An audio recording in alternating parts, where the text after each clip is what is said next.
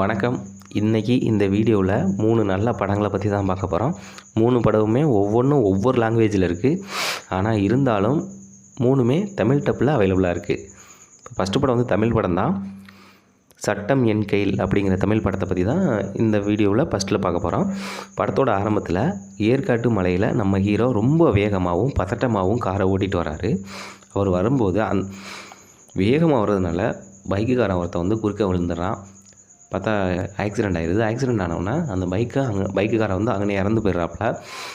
நம்ம ஹீரோ வந்து என்ன பண்ணுறதுன்னு தெரியாமல் அந்த பாடியை தூக்கி டிக்கியில் போட்டுட்டு வேகமாக ஏதாச்சும் ஒரு பள்ளத்தாக்கில் கொண்டு போட்டலாம், மலைப்பகுதி தானே, ஏதாச்சும் ஒரு பள்ளத்தாக்கில் போட்டலாம் அப்படின்னு சொல்லிட்டு வேகமாக வண்டி எடுத்து வந்துட்டுருக்காரு. அந்த டைமில் போலீஸ்காரங்களாம் வண்டியை செக் பண்ண ஆரம்பிக்கிறாங்க. நம்ம ஹீரோவோ வேகமாக போகும்போது அந்த செக்கிங்கில் மாட்டிக்கிறாரு.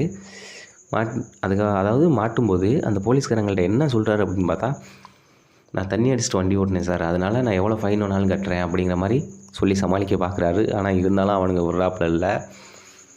அந்த வாக்குவாதத்தில் 2 பேருக்கும் வந்த பிரச்சனையில் நம்ம போலீஸ்காரங்க வந்து நம்ம ஹீரோவையும் அந்த காரையும், அதாவது பெணம் இருக்குல்ல பாடியில் உள்ள அந்த காரையும் தூக்கிட்டு போயிடுறாங்க. கொண்டு போய் ஸ்டேஷனில் வச்சிடுறாங்க. அதுக்கப்புறம் என்னாச்சு அப்படிங்கிற மாதிரி தான் கதை மூவ் ஆகும். இந்த படமும் அதாவது உடனே கதைக்குள்ளே வந்துடுறாங்க. அதனால் படம் வந்து அடுத்து என்னன்னு செம்ம விறுவிறுப்பாக இருக்குது. நீங்கள் கண்டிப்பாக ட்ரை பண்ணி பார்க்கலாம். சூப்பராக படம், நல்லாயிருக்கு. 2வது படம் வந்து ஐடென்டிட்டி.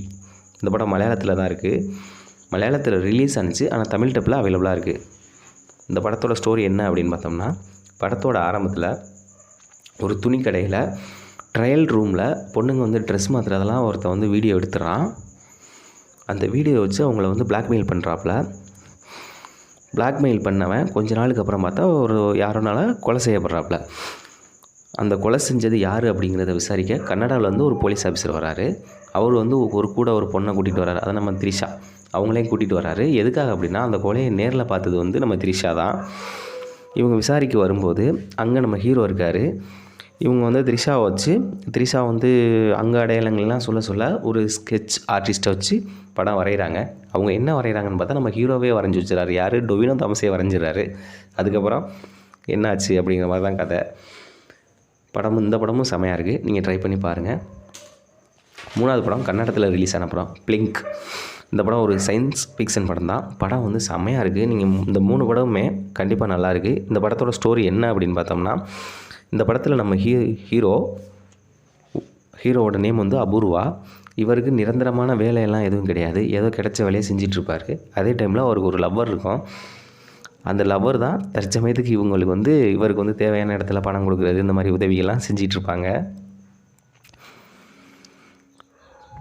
இதில் என்ன ஒரு விஷயம் அப்படின்னா, நம்ம ஹீரோவுக்கு அதாவது ரொம்ப நேரமாக கண் சிமிட்டாமல் இருக்கிற ஒரு சக்தி ஒன்று இருக்கும். ஏன்னா மற்றவங்களாம் கொஞ்சம் நேரத்தில் கண் சிமிட்டிடுவோம்ல. ஆனால் நம்ம ஹீரோ வந்து ரொம்ப நேரம் கண் சிமிட்டாமல் இருப்பார். அதுவே ஒரு தருணத்தில் தான் நம்ம ஹீரோவுக்கு தெரிய வரும். அப்படி தெரிய வரும்போது அது மட்டும் இல்லை, அவர் வாழ்க்கையில் நடக்கிற சில மர்மமான விஷயங்கள்லாம் அவருக்கு ஒன்றா தெரிய வரும். அது என்னென்னு நீங்கள் படத்தில் பார்த்து தெரிஞ்சுக்கங்க. அது ஒன்று செம்மையாக இருக்கும். இந்த படமும் தமிழ் டப்பில் இருக்குது. நீங்கள் ட்ரை பண்ணி பாருங்கள். தேங்க்யூ.